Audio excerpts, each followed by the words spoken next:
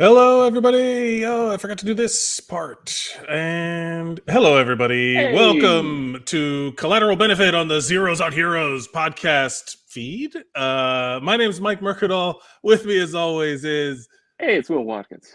Will Watkins. Uh, Will, thank you for being here. You're my friend. I love you. I miss you.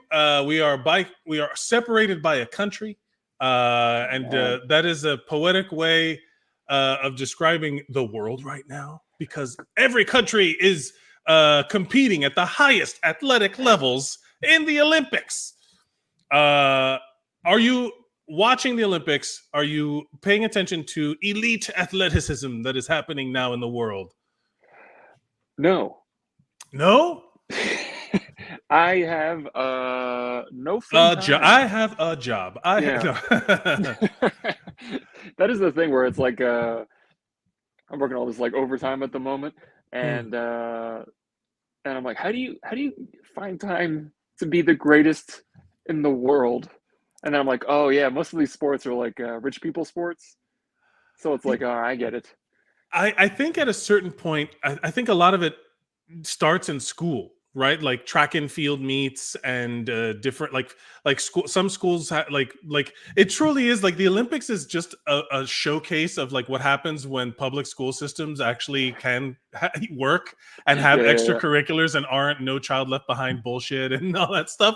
Like it genuinely feels like it like I was in public school, got pushed into private school, and it was very limited resources.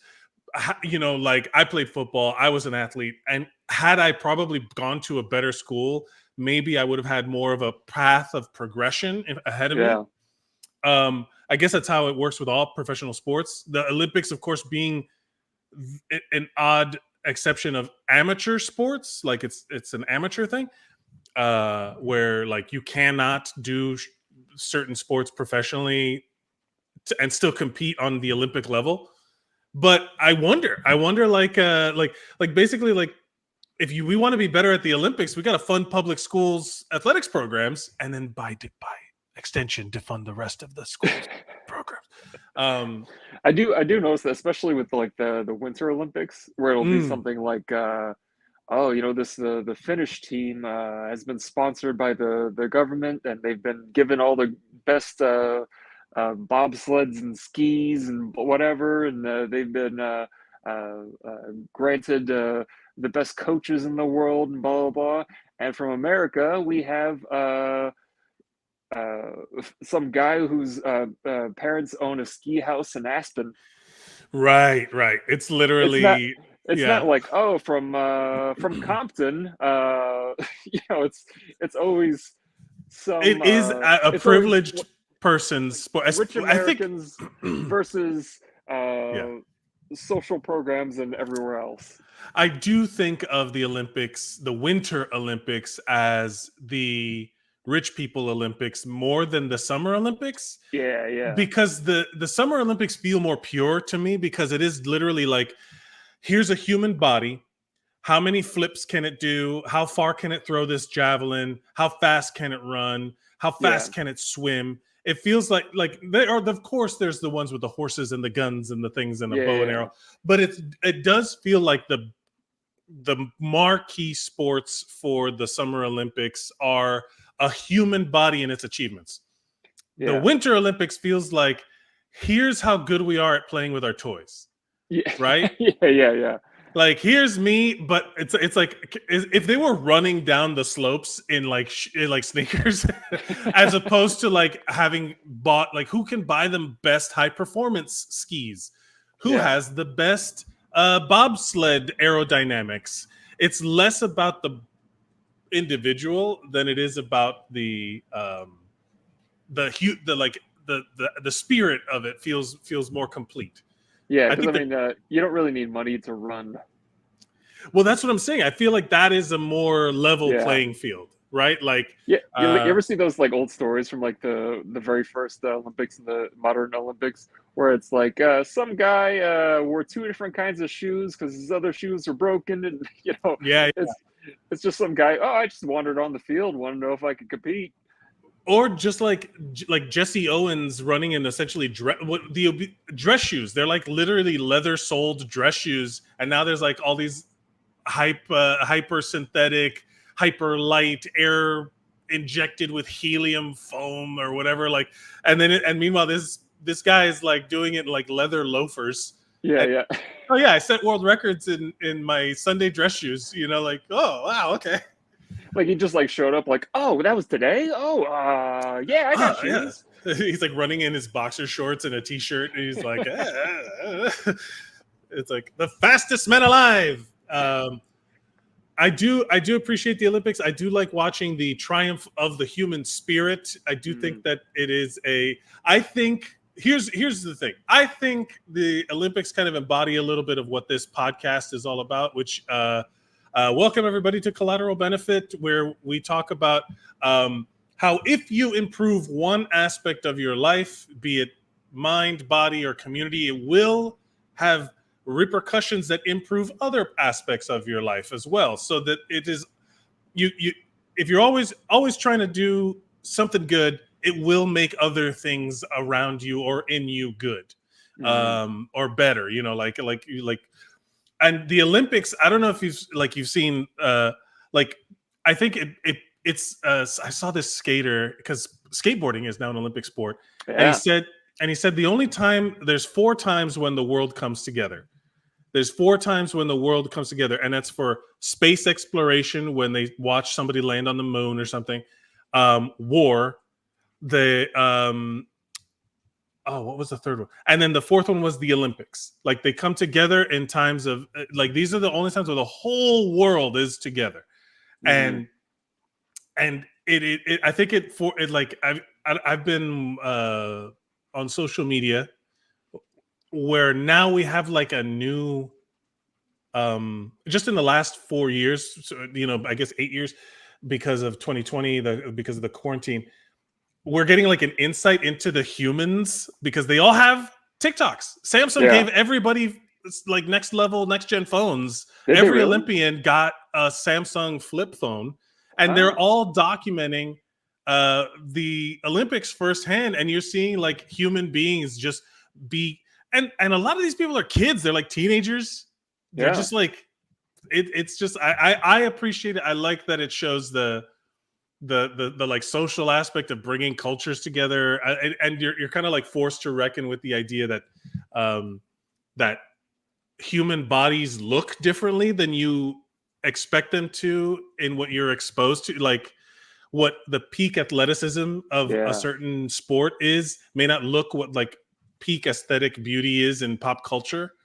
Yeah, I saw a woman posted a TikTok where it was like, she was like, oh, I just realized what the peak female physical body looks like, and it showed like different clips. There was like Simone Biles, but then it was like that one woman who's like gigantic, and then there's, you know, women who have, you know, 40% body fat doing some shot put or whatever it is, and there's other women who are completely skinny. It's like, yo, these are the peak athletes, and they all have this broad spectrum of what they look like.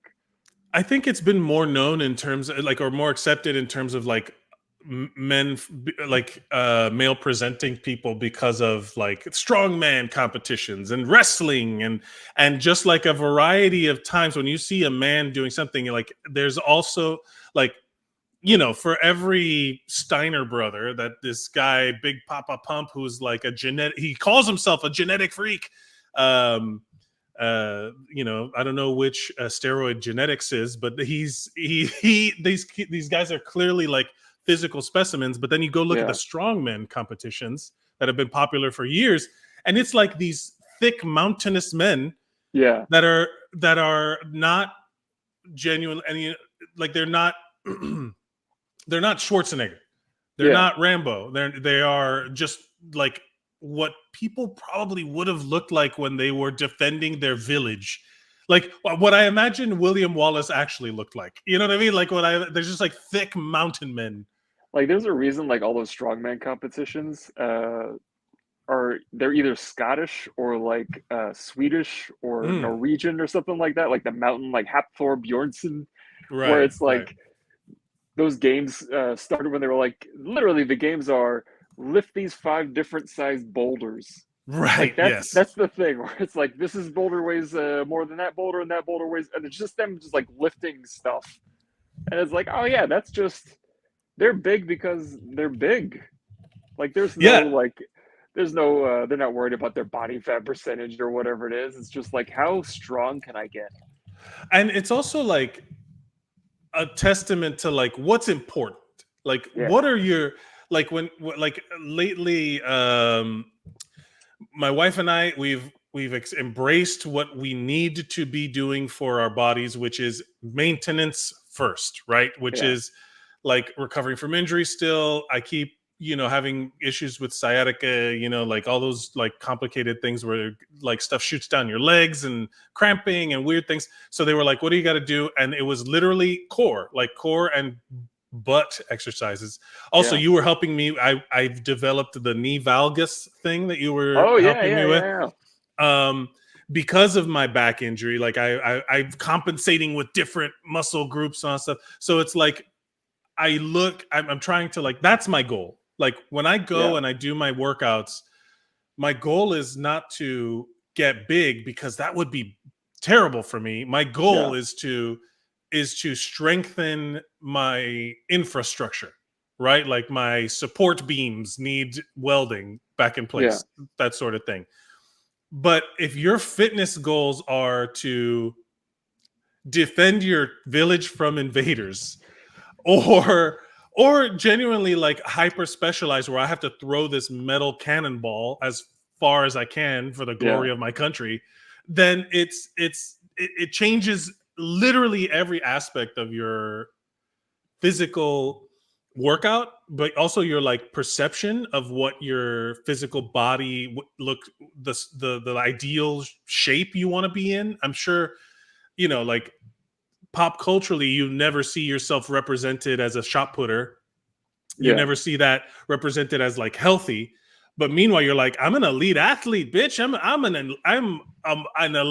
The best in the world at something, which I think is one of the things about the Olympics that I think opens a lot of people's minds.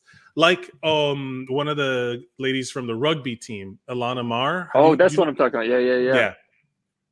Yeah, she's like, she looks like strength. Like if you were like, if you open up the word, open the dictionary, go to the word strength, it's like that's her. She's in there. She just looks strong. Yeah, she looks strong, but I also like that she's on the, you see not just her highlights of her being a fucking beast on the field, but then she's like a girl on social Yeah, media joking around and being feminine, and I'm like, good. Show all aspects of stuff, because I come from an era of that was not allowed. You were one thing and we didn't know anything else about you. Like how many athletes' personal lives did you ever know in the 80s? None, unless they were yeah. like coked out or in trouble legally. I think it was like the most you would hear is like, wow, FloJo has really long nails. That was Yeah, like that it. was it. That was the only personal thing we knew about her, was that she had long nails. There was one I saw last night. It was it was this I think it was like a Danish or something like that dude, and he started out doing like food reviews of Olympic Village, where it Mm, was like, mm, this skewer gets an 8 out of 10. These gyozo were better in Japan, but they're still right. not bad. But then he fell in love with a chocolate muffin, where it's like Oh yes, he was like, yeah. this is an 11 out of 10, and he looks amazing. Where it's like all the chocolate chips, but it's almost like a lava cake where there's like a molten There's inside, something in there, yeah. and then that just took over his feed, where everything is just him like devouring chocolate muffins. Oh, he's a swimmer. That's what it was. He's a swimmer. Oh So yeah. it like makes sense that he's allowed to have all those calories, but it's like, yeah, it's cool that this guy, this dude is just like, man, chocolate muffins are great. And Like then all of a sudden, so mundane. yeah, the idea that also these legendary athletes are kind of boring.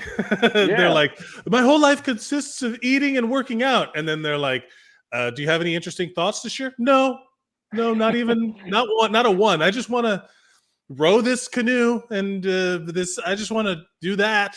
yeah, They're because like, like even until recently, going back from the original Olympics, it was like, oh, these people are the peak. These are the Grecian gods that are these are our modern day heroes of Hercules and blah blah blah. And this guy's just like, yo, chocolate muffins are dope, man.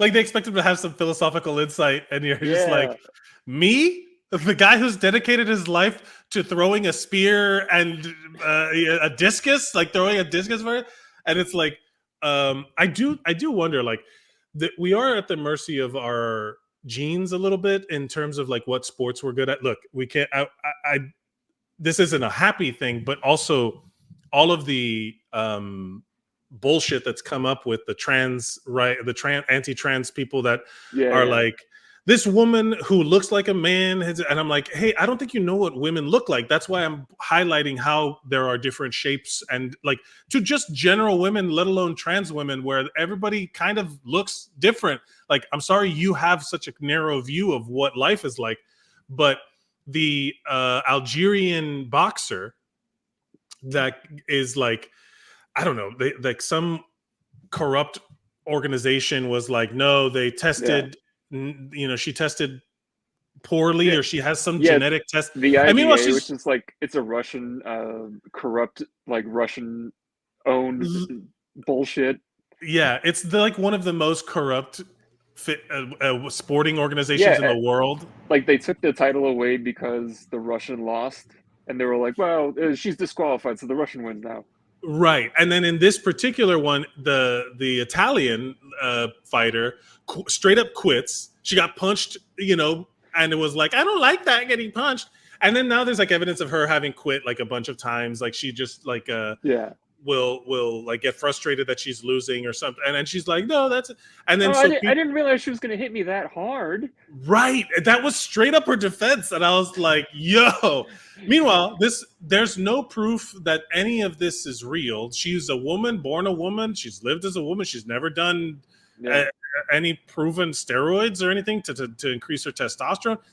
And then they're talking about how if she does has like high testosterone, it's like naturally what she was born with. Yeah. So at a certain point, it's like, hey, wait a minute. That's like me getting mad that I can't play in the NBA. Yeah. Right? Like, you can't let, LeBron James, because he's 6'8" and a physical specimen, genetically gifted man. Do you think Muggsy Bowles was like, you can't have all these tall guys in here? No, Muggsy Bowles just like doubled down and worked hard. Michael Phelps, he's like, there's always that conversation of like, is he a good swimmer because his body was built that way, or did swimming his whole life build his body into what it's become? And it is a little a column A, a little column B, right? Like it's supposed to be. So maybe this woman, she is a woman without a doubt, no dispute. She was born a woman.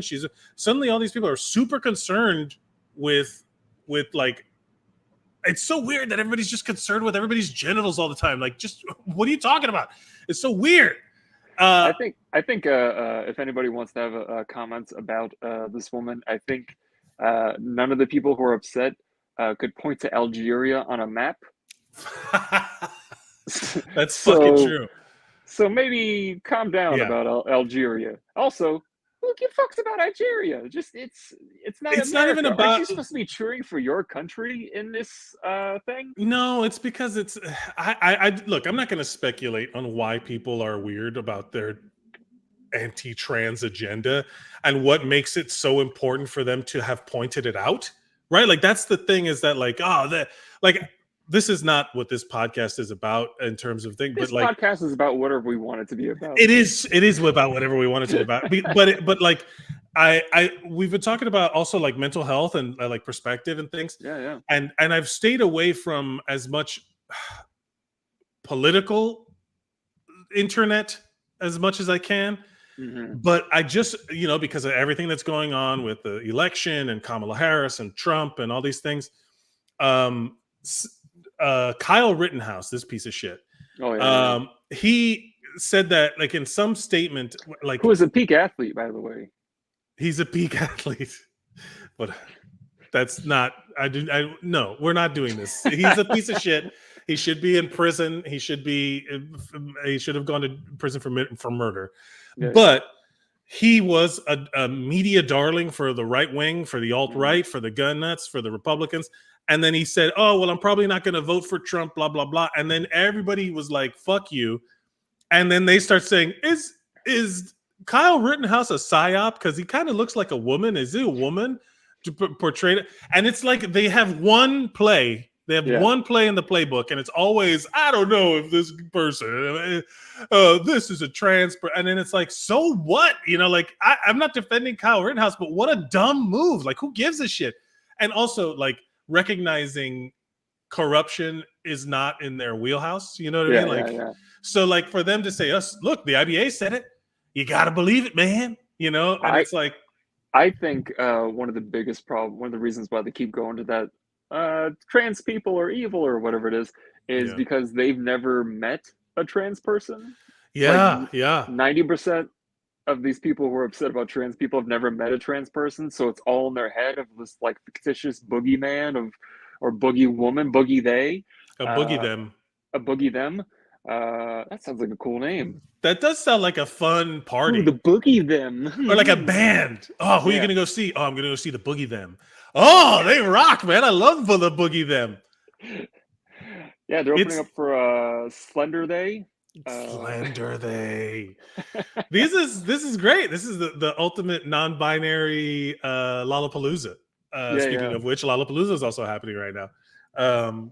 They've never met. It's the same thing where it's like, back in the 60s or whatever it was, and it was like, oh, these black people, they're all a bunch of weed smoking hoodlums or whatever. And then like later on, like through integration and stuff, they were like, hey, these guys are cool. They got good food and, good music. And it's literally that's why, like, I think Mark Twain said that travel is like the ultimate cure for ignorance or something like that, or prejudice. I don't remember the exact quote, but it's one of those things where, like, exposing yourself to the world, not in a dirty way, but letting yourself experience something that is like embodied by the Olympics. We're literally going to, like, I don't know if you saw the opening ceremony. I cried at Celine Dion singing. I cry. I also got emotional when a fucking metal band had a decapitated Marie Antoinette on there. I'm like, fuck yes. Gojira was Gojira at the Olympic ceremony. It's such like an odd thing to have a straight up like metal band be like, the French are like, yep, that's what that's what embodies our ethos, and then it's like a decapitated Marie Antoinette at Versailles. And it's like flamethrowers and fucking blood confetti. I was like, yes. And then I forgot my point. I was just super excited about the opening ceremony. But like the idea that the Olympics open us up to strangers and strange ideas and trying new foods and seeing new cultures.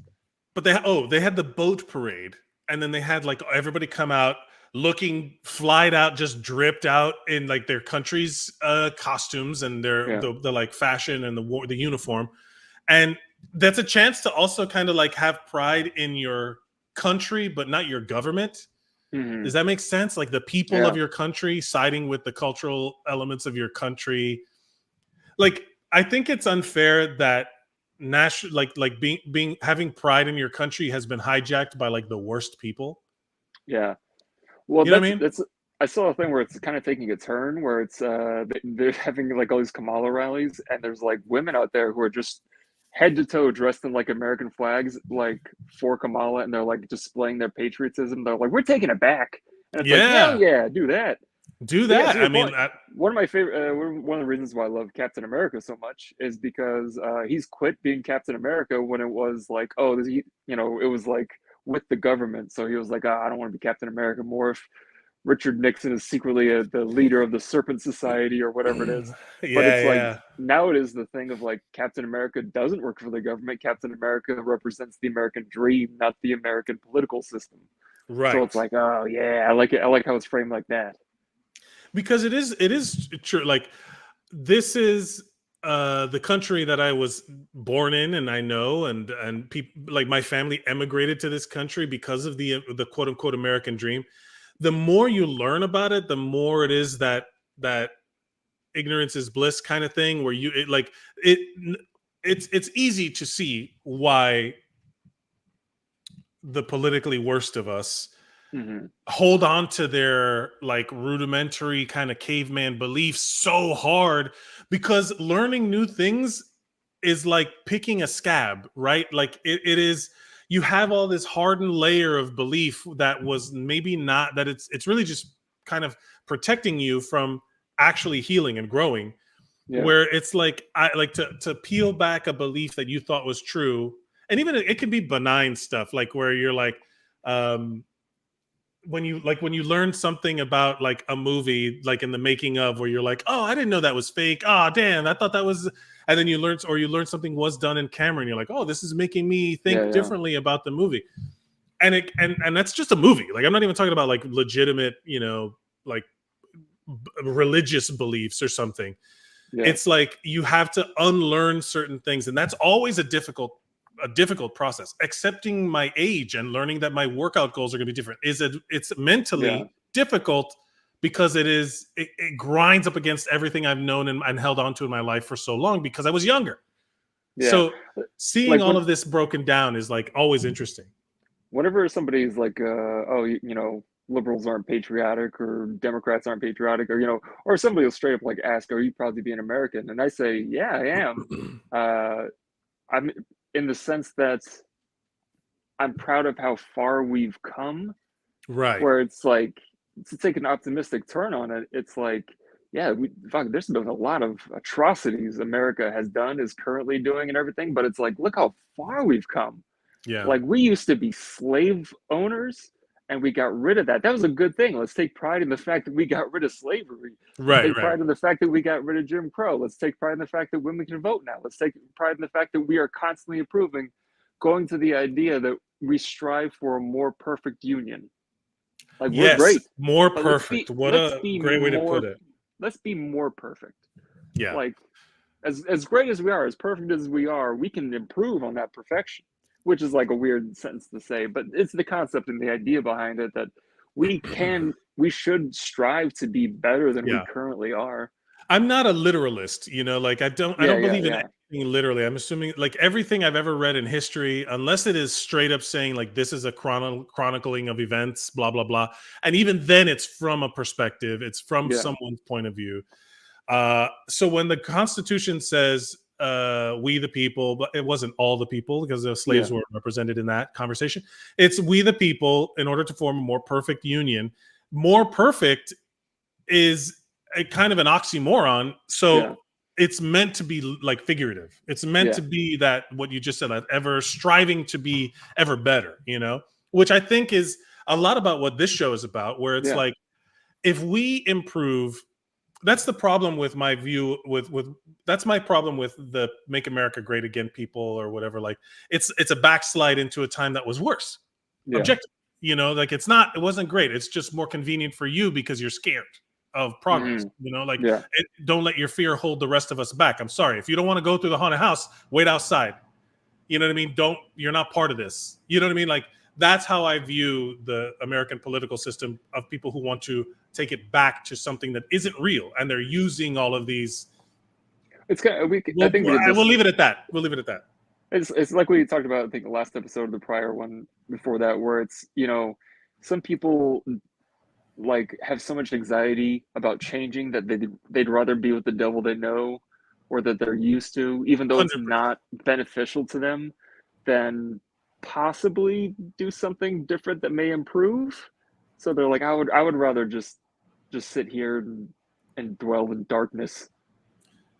Yeah, they would rather, like, because growth is painful. Like talk to anybody who's ever worked out at a gym after a long period of not going to the gym, how fucking hard those first 2 days after you work out are, where you're like, my lactic acid, why does my body produce this?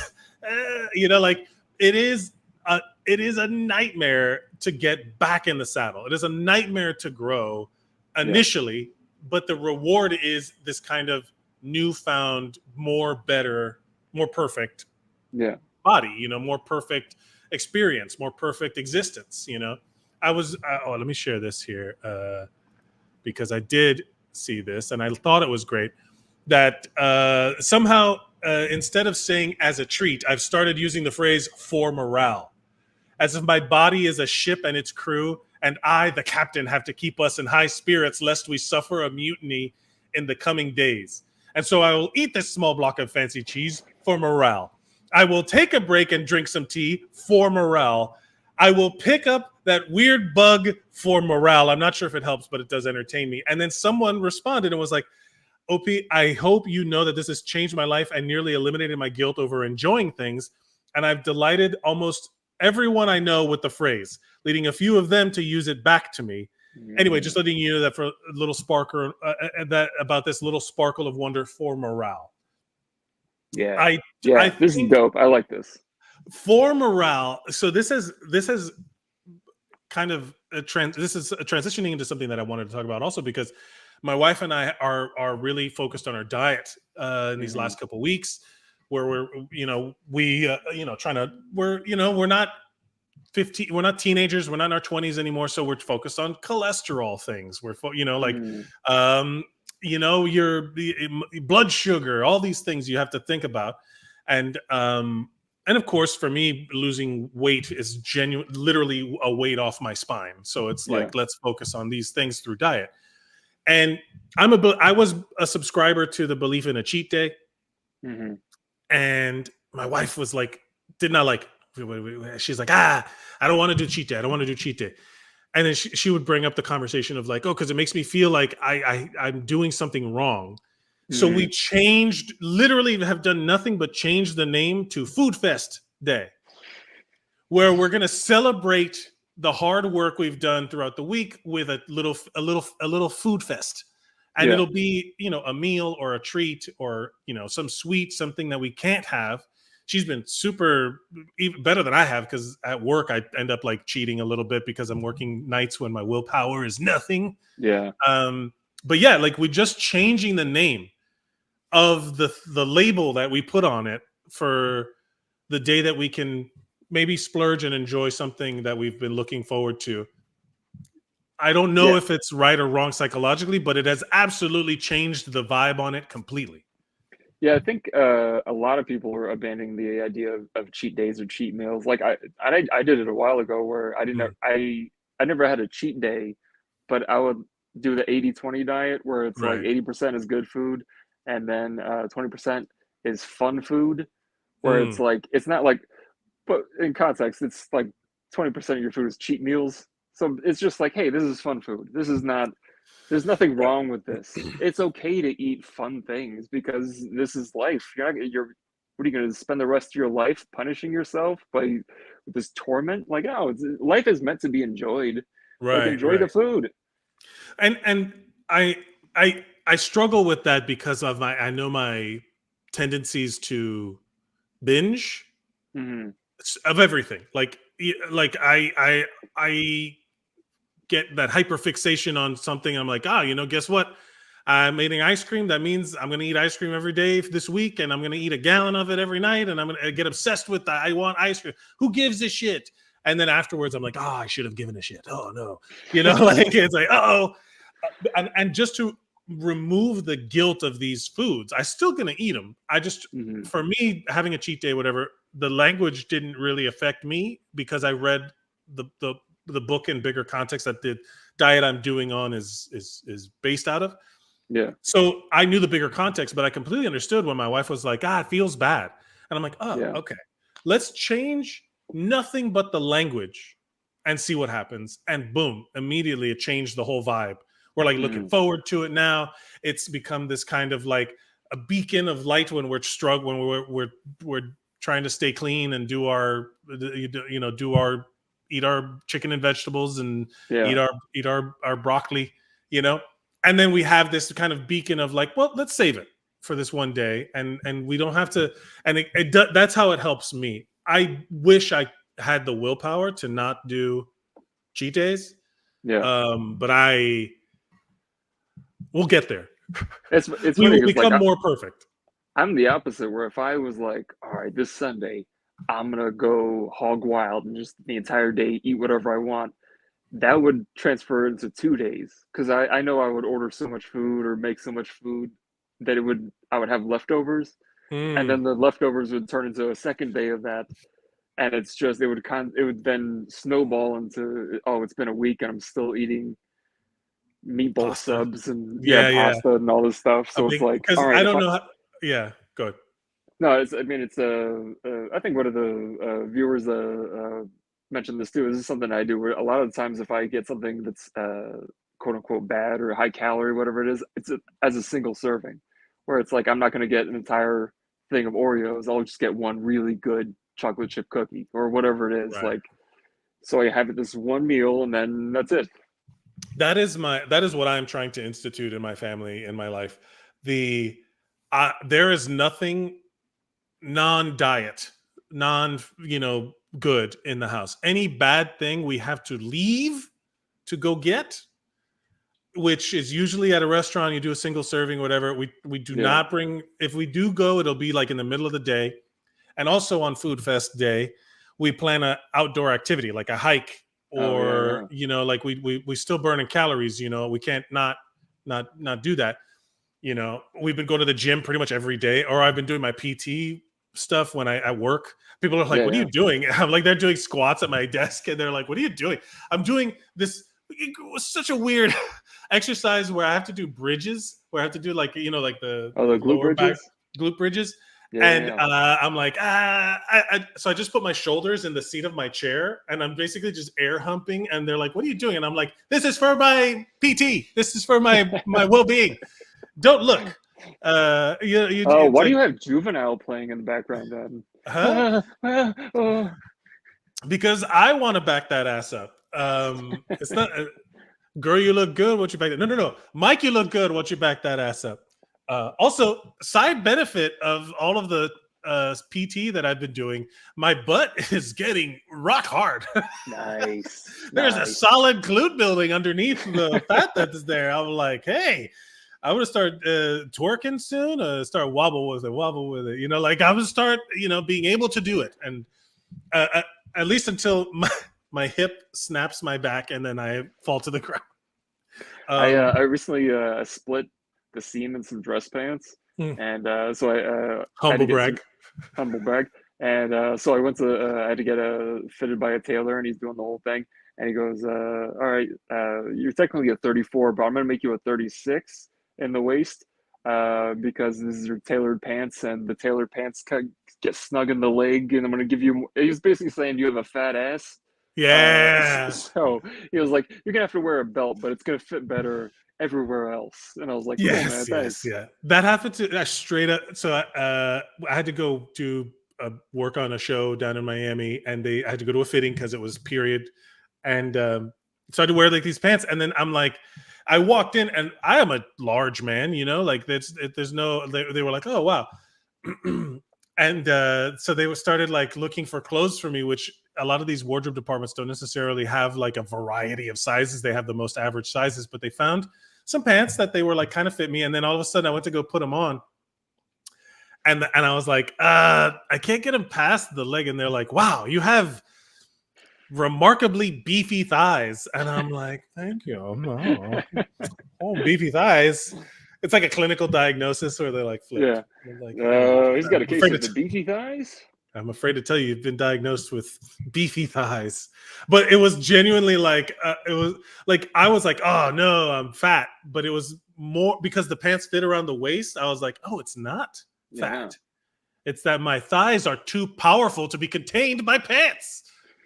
Got some tree trunks. Yeah, I miss them. I miss them so much because since the injury, I do feel like that's where the knee problem has come in. Oh But yeah. anyway, the whole point being is that it's a different perspective on like your clothes splitting and you're like, oh no, I'm so fat. It's like, no. I'm so powerful. I'm full of power is what it is. What were we talking about? I I don't know. forgot. That kind of reminded me of I recently saw that guy Mike Israel. He was talking about how he's stopping bodybuilding, and he's actually going to start reducing down his weight Mm. because the more weight you have, whether it's muscle or not, the the more problems you have later in life, and if you get to a certain extent, like he's like 260 pounds and he's like 5'6" Yeah, he's a or short. whatever it Yeah, is. he's a short guy. So it's like he's like, it's the heavier you are, the less length of time you're going to be on this planet. So he's going to reduce. He said Objectively, he's going to yeah. reduce down to like 180 or something like that, which is like a huge difference. That feels scary, but it feels scary. But I literally wanted to talk about this video that I saw because it talks about it also. People keep asking me how I'm so strong without actually looking like I'm strong. Well, it's simple. In order to look strong, you need big muscles. And in order to get big muscles, you need to take each one close to failure very often. I almost never do that because my goals are entirely different than most bodybuilders, but that's probably pretty obvious. It's kind of hard to explain. I don't know if for the audio listener, if you're not watching this live, this gentleman is a flexibility guy, but also he's doing things that are that involve incredible amount of strength, but like with body weight stuff. Yeah. I don't know if you saw it. He was doing a calf stretch and he touched his elbow to his toes. He touched his elbow to his toes. It's insane to me. To explain because building strength makes building muscle much easier, and building muscle makes building strength much easier, but they are separate qualities. This systematic review and meta-analysis found that you gain the most amount of strength when you train with really heavy weight. Heavy meaning you literally fail in under 6 reps. So if you have a hard time just getting 3 reps in, then the weight is really heavy and you're bound to get stronger because of it. And the crazy thing is it doesn't really matter how much you do per workout. 1 or 2 sets is going to have a very similar effect to 3 to even 5 sets, which is crazy. Anything more than that is probably junk volume if your goal is strength, meaning you're doing a whole lot of extra work with no extra benefit or reward. Ugh. But muscle growth, aka hypertrophy, is a little different. The reason I look like a Dorito from the back but have some pretty small arms is because I don't train like a bodybuilder would. Volume is king for building muscle, which literally just means more sets and more reps. A strength-focused workout routine is going to hit a muscle group hard between 3 and 6 sets a week, which is what I do, but rarely. Okay, did you just see what he just did? Yeah. That one-legged pistol squat kind of thing. So first of all, is all of this bullshit, or is he's citing some sources here? All of it seems pretty coherent. I'm glad he's saying like hypertrophy for muscle building is different than regular just strength training. Like you can just work out with dips and pull-ups and push-ups, and you can still build strength that way. Body weight stuff is, I mean, a lot of this too. A lot of it is like bending and contortionist stuff. This is genetics. That's a lot of it is absolutely. Yeah. You can't. There's some stuff you can't train into, but I mean, it does also benefit to train at flexibility too. Like I think that's an important thing that people tend to forget. Really with weights and with very strange exercises. A hypertrophy-focused routine is going to hit a muscle group 10 or even more times. And apparently muscle grows no matter what weight you use, as long as it's heavy enough that you hit failure before it becomes cardio. And you still have to do it 10 times a week. So it can be really heavy or relatively light. The literature says that anywhere between 6 to even 30 plus reps can be used to build muscle as long as it's close to failure. The only muscle-specific exercise I've ever really done that with is pull-ups, which definitely train your lats, which is why they are a little bit bigger in comparison to the rest of my body. All the other exercises I do are either flexibility-related or are very, very difficult, and I can't really do them for more than a few reps. Oh, I almost fell. I do this because I train more for abilities rather than train for aesthetics. I haven't really seen anybody train the way that I do, probably because it's pretty masochistic. I basically hold positions that are borderline painful for time and do exercises that are difficult enough that I can't do very many reps. So like a heavy person could not do half of these things, right? Like at a certain point, like I wonder what my push-up weight is. Have you ever done that? Like to see what your body weight of a push-up is equivalent to like a bench press? Yeah, I mean, there have been like. Is there a math to it? There's like Jeff Nippard and a few other guys who are the science-based guys have kind of like formulated. It's kind of like I think it's somewhere between like 70-80% of your body weight. But it also depends on like, are you doing it just flat, on the ground, or are you doing it at an incline, or are you pushing off, because then it works various parts of your muscle. I'm gonna measure that. Yeah. Well, I think it was somewhere between 60 and 80% of your body weight, depending on how you do it. But yeah, I mean, it's also like when some guy says, "Oh, I can do, 30 pull-ups and they weigh 110 Yeah. pounds. It's like, you're lifting 110 pounds. If I do it, I'm lifting 200. So it's like, I'm going to get fewer reps, but I'm still lifting more weight.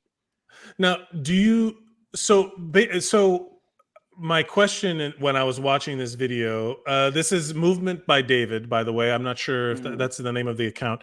But he specifically trains, he says it outright, that what he trains is not like a realistic. Not that it's not realistic, but it's also like very specific to him. He's seeing how flexible and strong he can make his own body. Yeah. But at a certain point, like I'm 6'3", 275. My pull-up is way harder for some than like even you or whoever, because I haven't trained that muscle as much, and also I weigh so much more. So at a certain point, it's like, how, I had a question of like, I want to get to, we did have an email question, by the way. Cool. And I do want to get to it before we finish. So at a certain point, I was doing my steps to build up to that, which would be a lat pull down, right? Like like an assisted pull up, something that takes the sheer volume of weight off of the workout.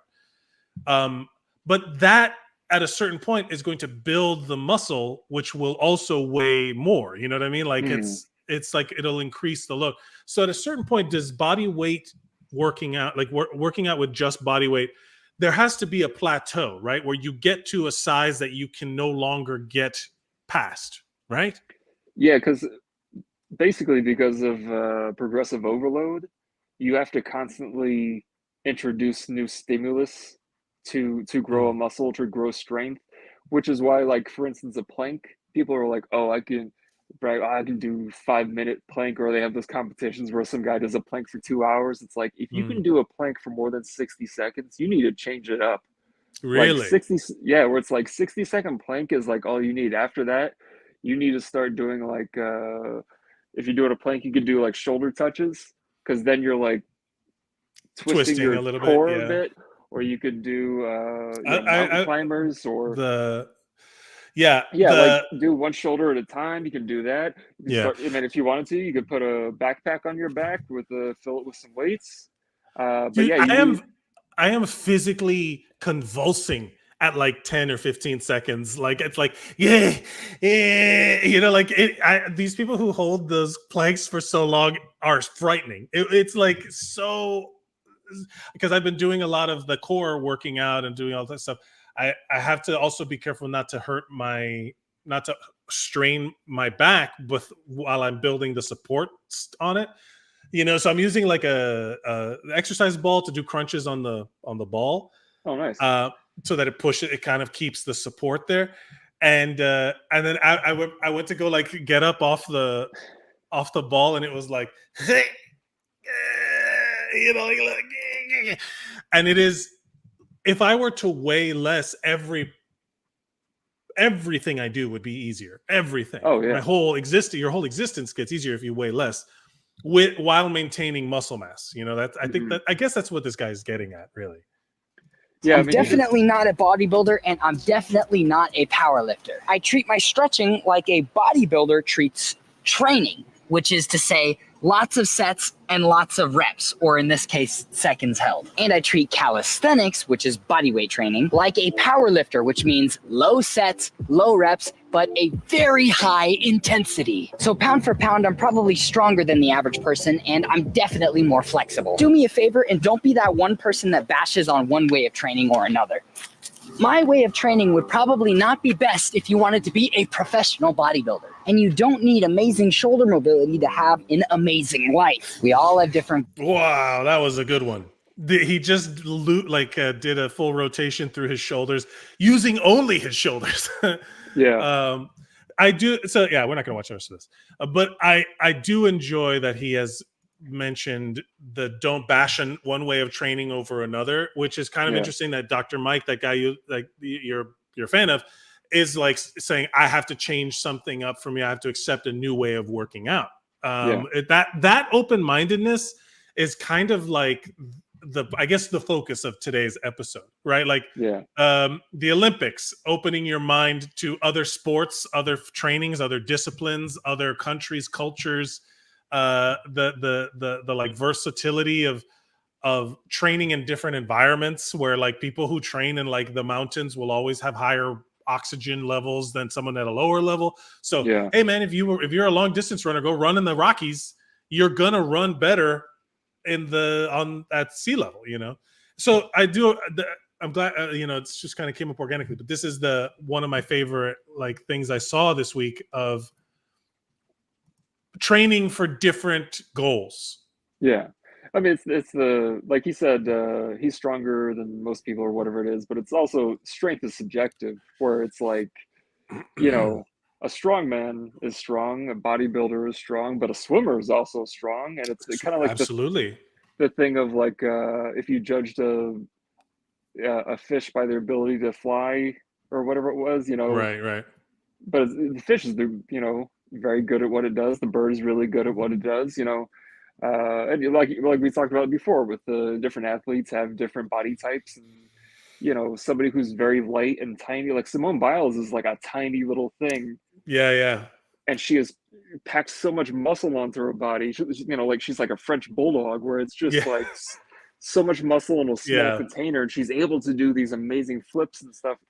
Right. Yeah. At a certain point in gymnastics, a small frame is necessary to have the center of gravity to be able to do the flips and spins and twists. Gymnasts are very small people, or a jockey on a horse. You got to be very, you can't be a tall dude. Yeah.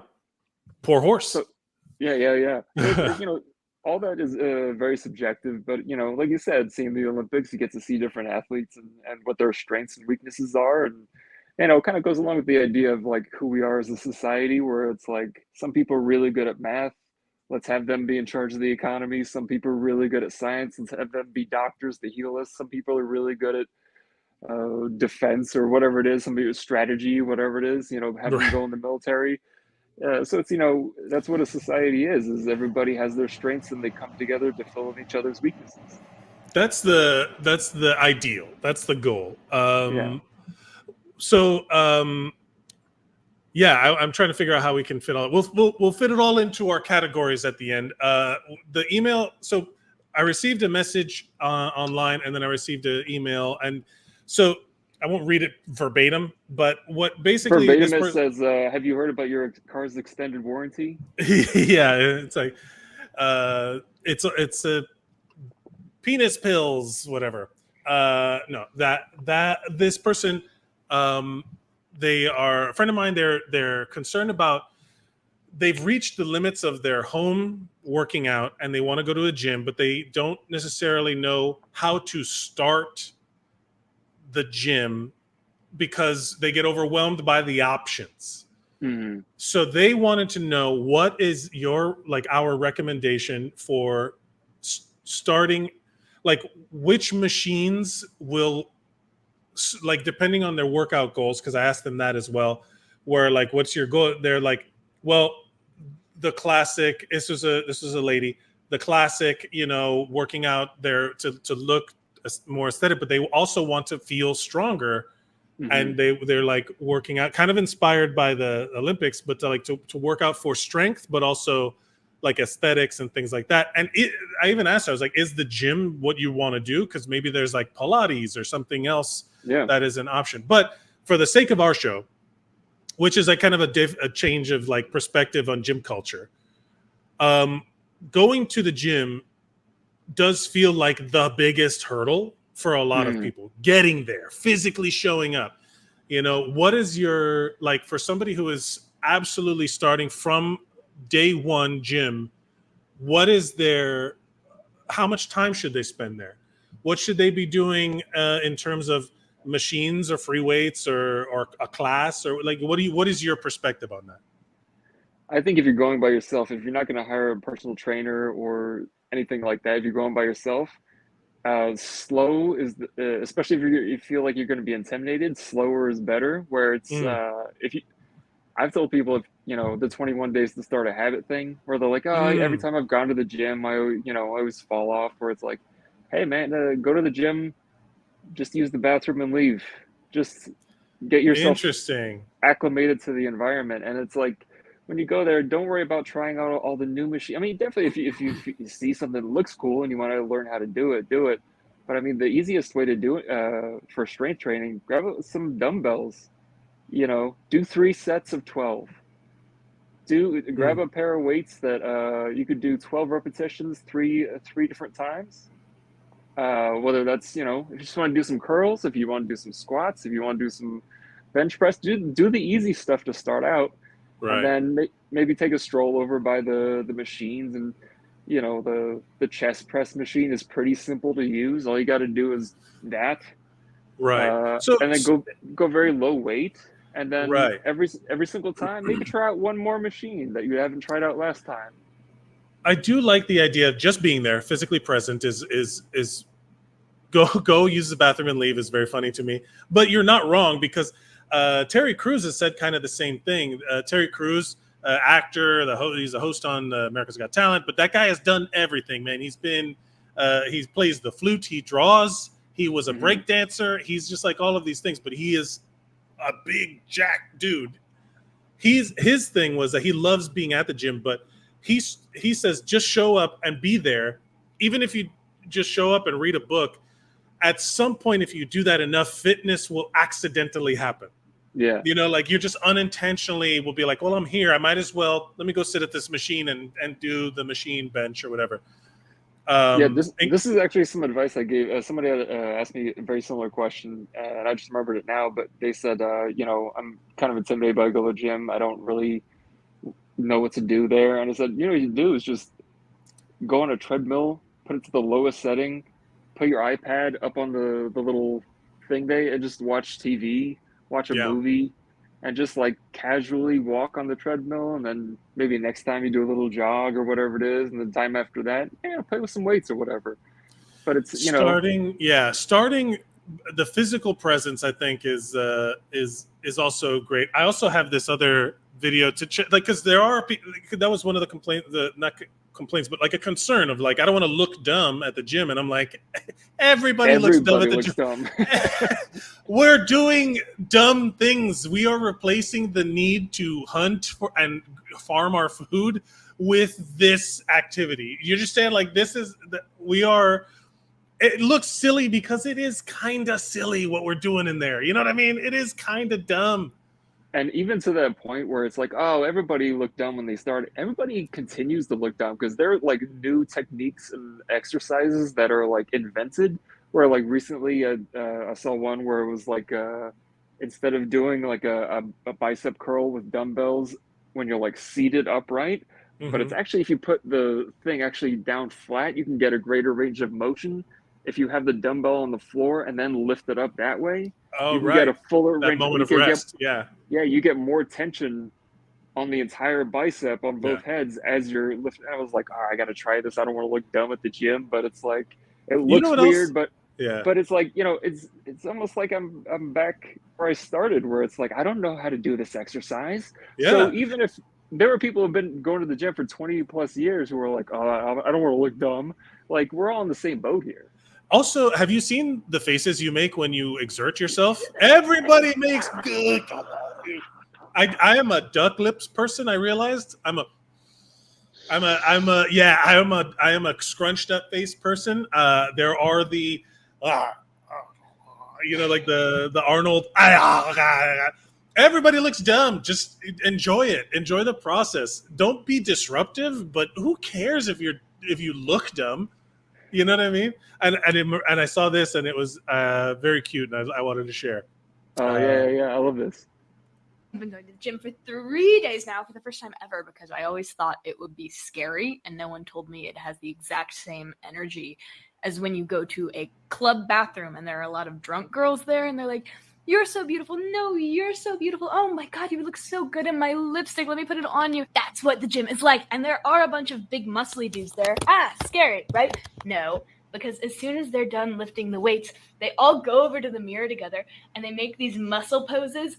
And they're like, "You're your arms are so big and strong. No, your arms are so big and strong. They have these things. I'm not lying to you. This is Just real. trying to look like Called you, bro. pump covers. Apparently, when you haven't worked out for a day or so, like your muscles look a little smaller. And so these guys show up to the gym wearing super baggy sweatshirts and stuff. They're like, don't look at me. Like, don't look at my muscles right now. And then when they're a couple reps in, they take their sweatshirts off and they're like, okay, you can look. They make friends there. They make friends. There's this thing called spotters where a guy goes up to another guy and he's like, I think this weight might be too heavy for me. Can you watch and make sure I'm safe? And then they take turns and one guy lifts the weight and the other guy's like, you got this. You got this. One more rep. And then if he doesn't have it, he helps him out. And he's like, oh, you were so close. I just know it. You'll do better next time. The gym is so fun. That's when it's the best. That is the gym at its best when it's literally like so sweetly filtered through this girl who is like, put a different spin on it, because it is a spotter is literally men asking each other for help.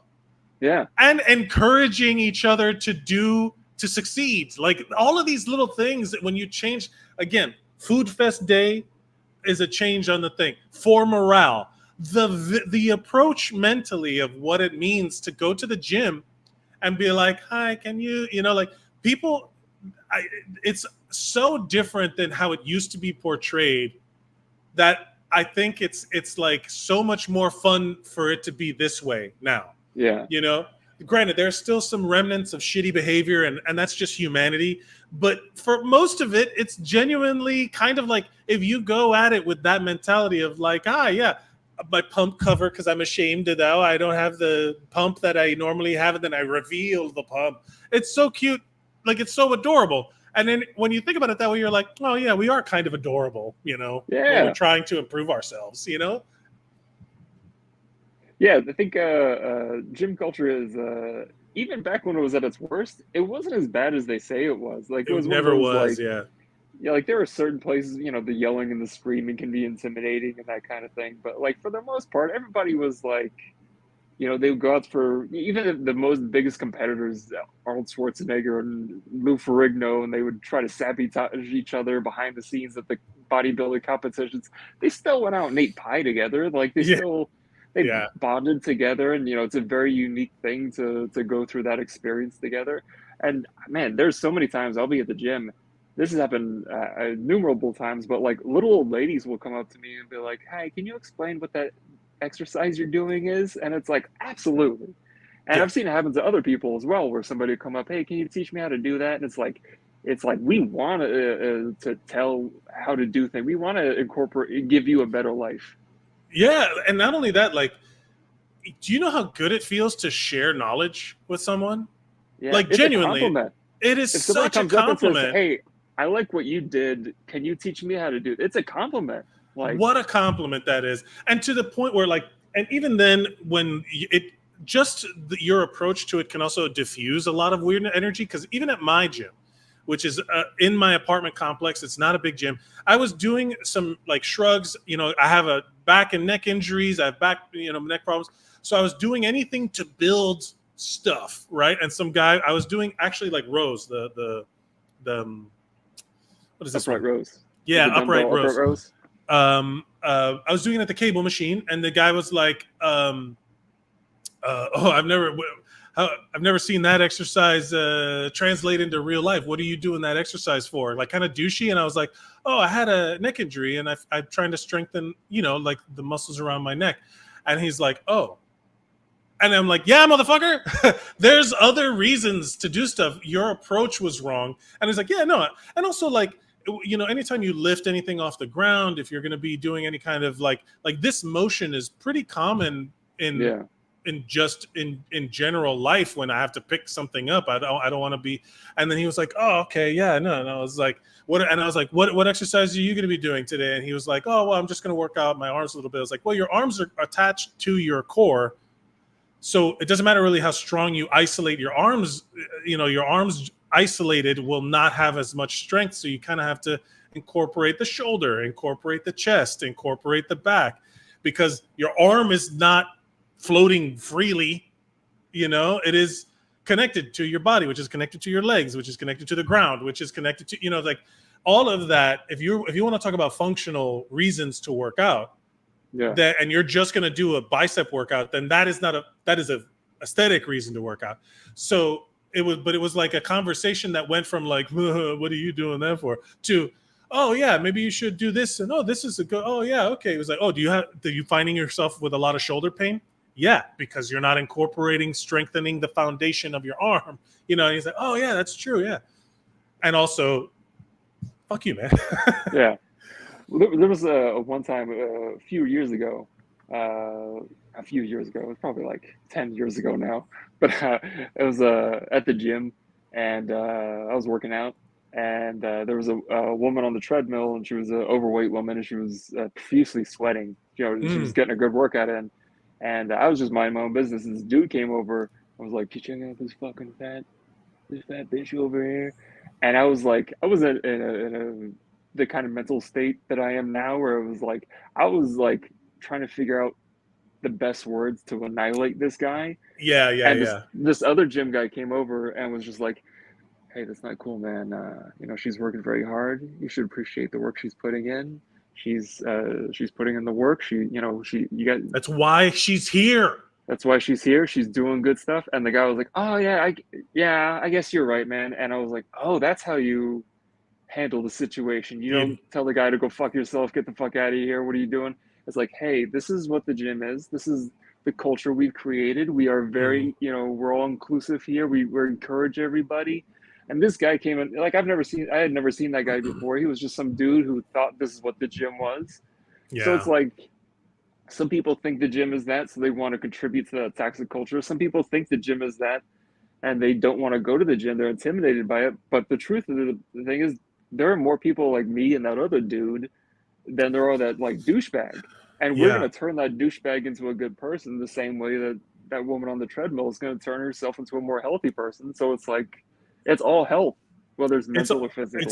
It's all a product of that idea of self-improvement, right? Like, if I would hate to think, like, no one's going to start working out and be like, I want to get the best results, and then at the same time start eating like shit. Yeah. You know what I mean? Like, there's no reason that makes sense. You know what I mean? That like you couldn't justify that. Or some people are like, oh, I work out so that I can eat bad. That's a different thought process. Yeah. Not they're connected. They're still like connected to each other.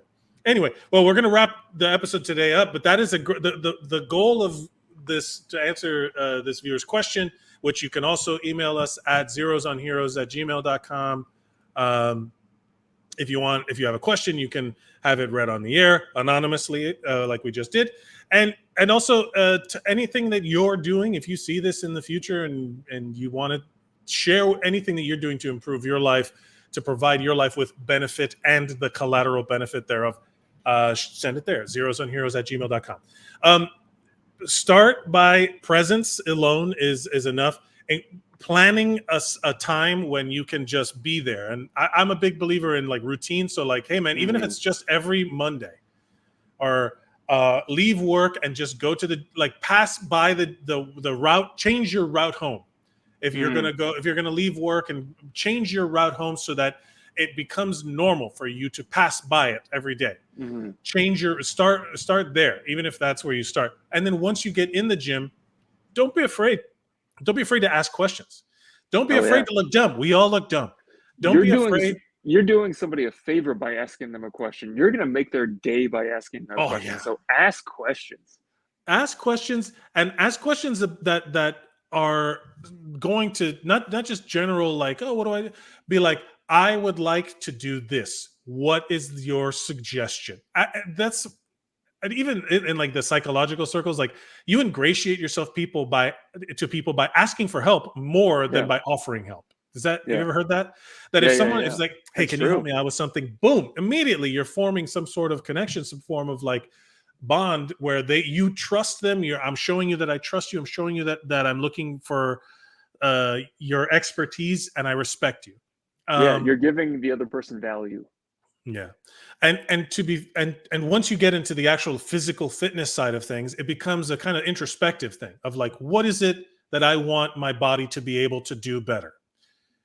Those are the exercises and muscle groups that you should be working on. There's tons of resources online for specific muscle group workouts, but you could literally just go to the machines, and when the little machine has the diagram of the little muscle, they're like, I want to work.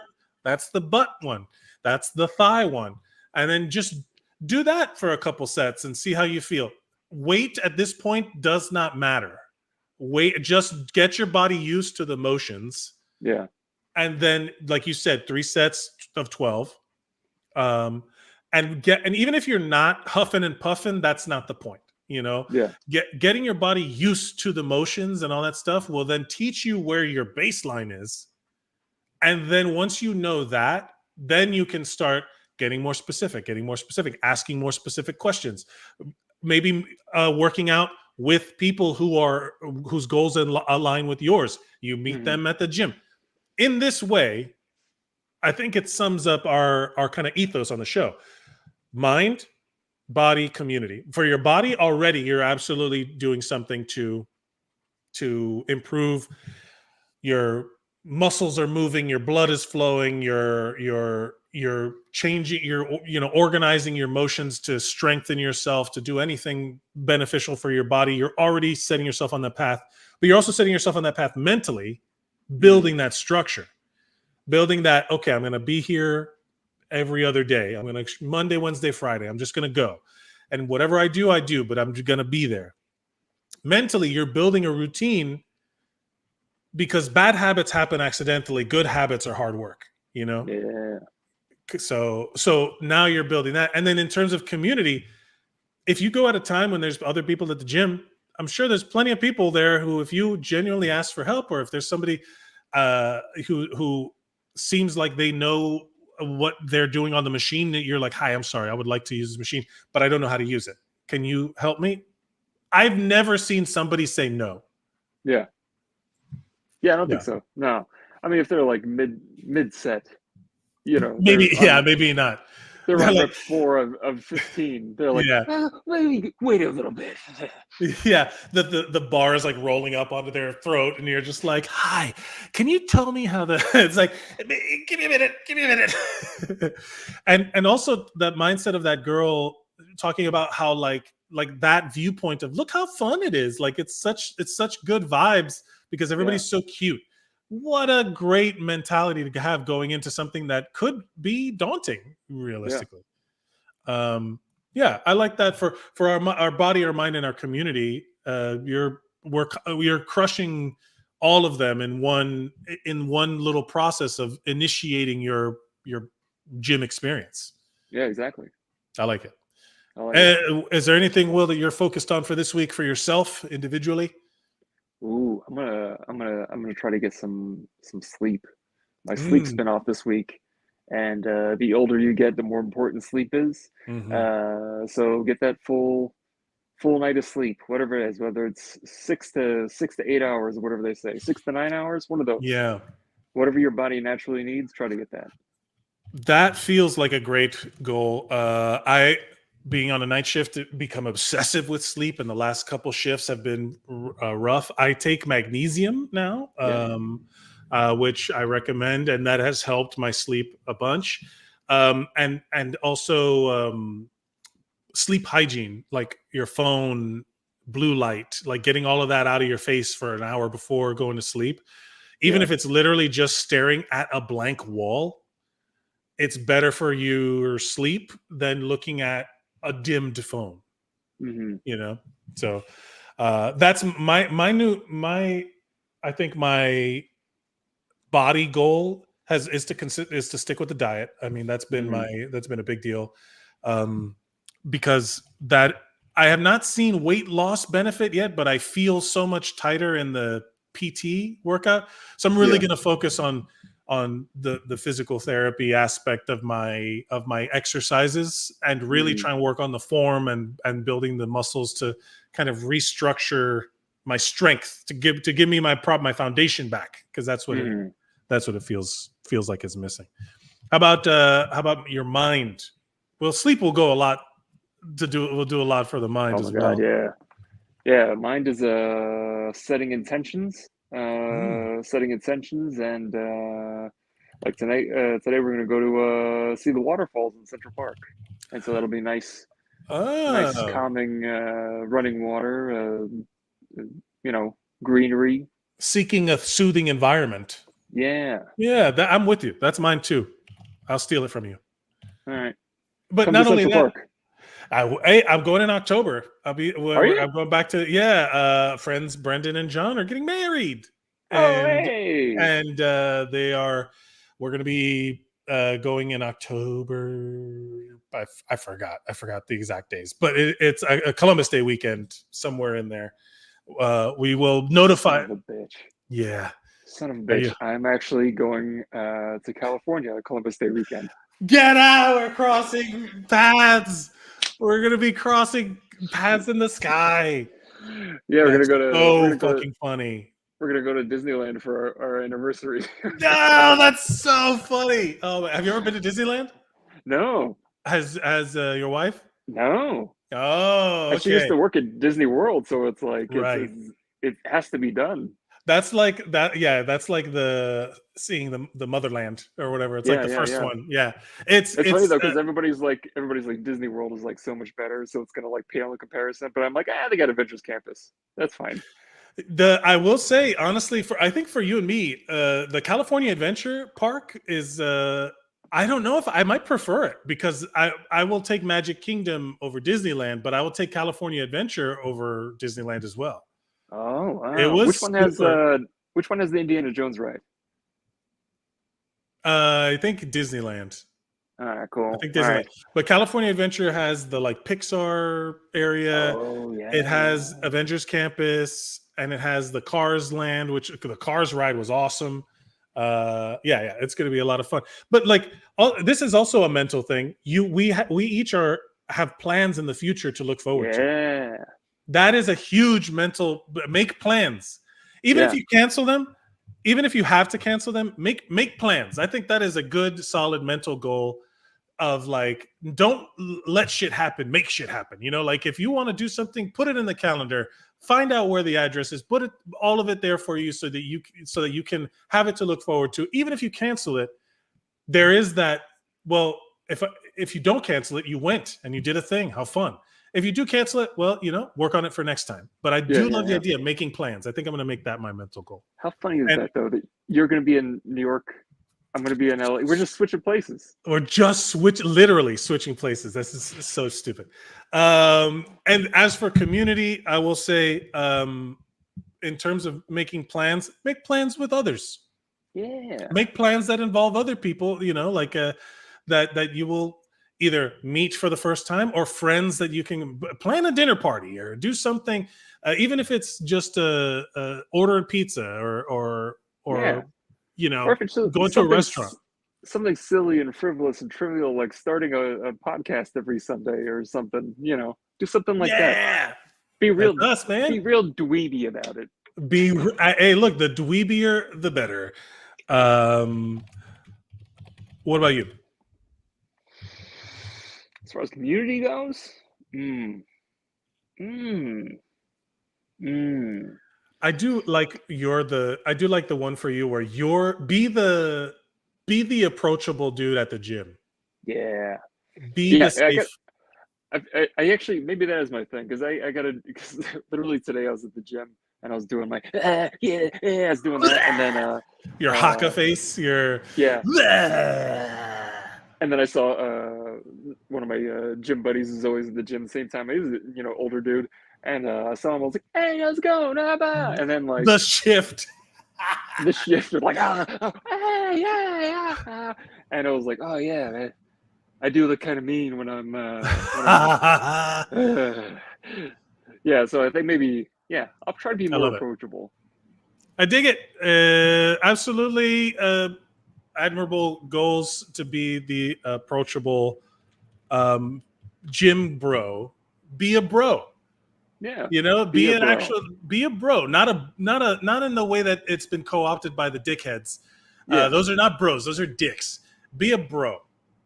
Be somebody who uplifts and supports their friends, who spots their friends in every way, and make sure that we become more perfect as a individual and as a group. I like it. A more perfect community. A more perfect community. Thank you, everybody, for watching. You can follow us at Mike Mercadal, at William A. Watkins with a 1 question mark on social media platforms. Just they're in the, I think they're in the description. Did I put it in the description? But you can follow us on social medias. Just look us up. Google our names or whatever.